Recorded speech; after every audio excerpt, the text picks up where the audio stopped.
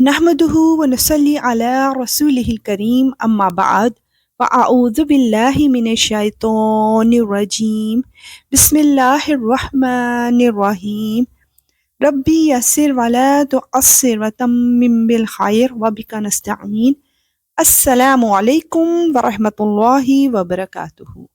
تو آئیے جانتے ہیں کہ آج اللہ سبحانہ وتعالی ہمیں کیا سکھا رہا ہے، لیکن اس سے پہلے ایک ریمائنڈر، اللہ کا کلام سنتے جائیے اور آگے سینڈ کرتے جائیے۔ اللہ سبحانہ وتعالی ہم سب کو آسانی سے اس پر عمل کرنے کی توفیق عطا فرمائے۔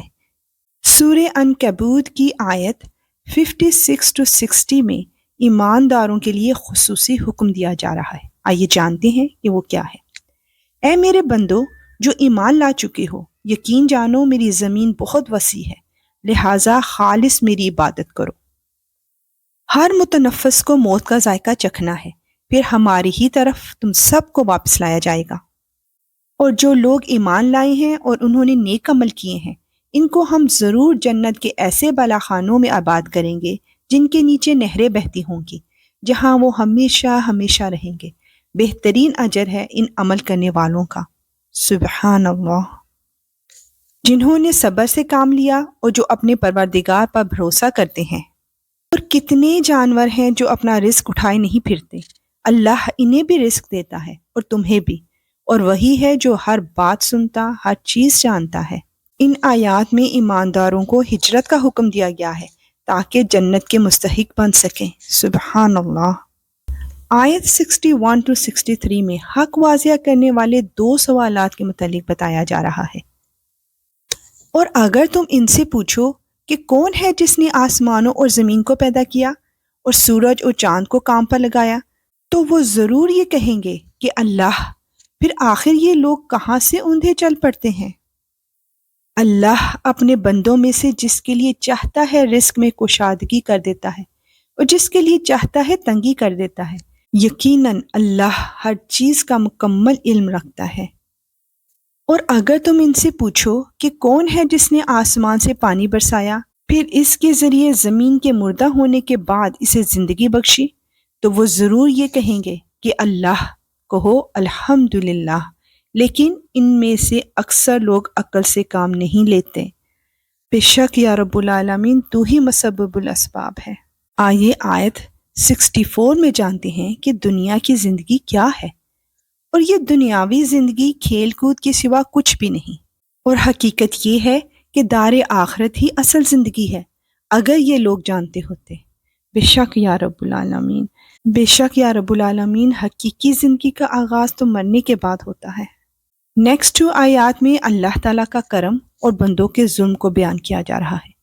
چنانچہ جب یہ کشتی میں سوار ہوتے ہیں تو اللہ کو اس طرح پکارتے ہیں کہ ان کا اعتقاد خالص اسی پر ہوتا ہے۔ پھر وہ جب انہیں بچا کر خشکی پر لے آتا ہے تو فوراً شرک کرنے لگتے ہیں۔ کر لیں یہ لوگ ناشکری اس نعمت کی جو ہم نے ان کو دی ہے، اور اڑا لیں کچھ مزے، پھر وہ وقت دور نہیں جب انہیں سب پتہ چل جائے گا۔ اللہ اکبر۔ آیت 67 to 68 میں مشرکین مکہ کی ناشکری اور ناانصافی کو بیان کیا جا رہا ہے۔ بھلا کیا انہوں نے یہ نہیں دیکھا کہ ہم نے ان کے شہر کو ایک پرامن حرم بنا دیا ہے، جبکہ ان کے ارد گرد لوگوں کا حال یہ ہے کہ انہیں اچک لیا جاتا ہے؟ کیا پھر بھی یہ باطل پر ایمان لاتے ہیں اور اللہ کی نعمت کی ناشکری کرتے ہیں؟ اور اس شخص سے بڑا ظالم کون ہوگا جو اللہ پر بہتان باندھے، یا جب اس کے پاس حق کی بات پہنچے تو وہ اسے جھٹلائے؟ کیا جہنم میں ایسے کافروں کا ٹھکانہ نہیں ہوگا؟ اور اب اس سورہ کی آخری آیت 69 میں بتایا جا رہا ہے کہ ہدایت جہاد کرنے والوں کو ملتی ہے، اور جن لوگوں نے ہماری خاطر کوشش کی ہے ہم انہیں ضرور بالضرور اپنے راستوں پر پہنچائیں گے، اور یقیناً اللہ نیکی کرنے والوں کے ساتھ ہے۔ سبحان اللہ، الحمدللہ۔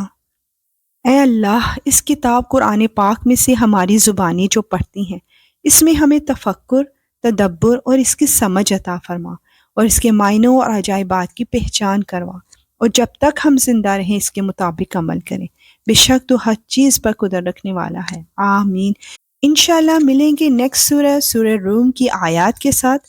اب اجازت، وآخر دعوانا ان الحمدللہ رب العالمین۔ سبحانك اللهم وبحمدك أشهد أن لا إله إلا أنت أستغفرك وأتوب إليك. السلام علیکم ورحمۃ اللہ وبرکاتہ.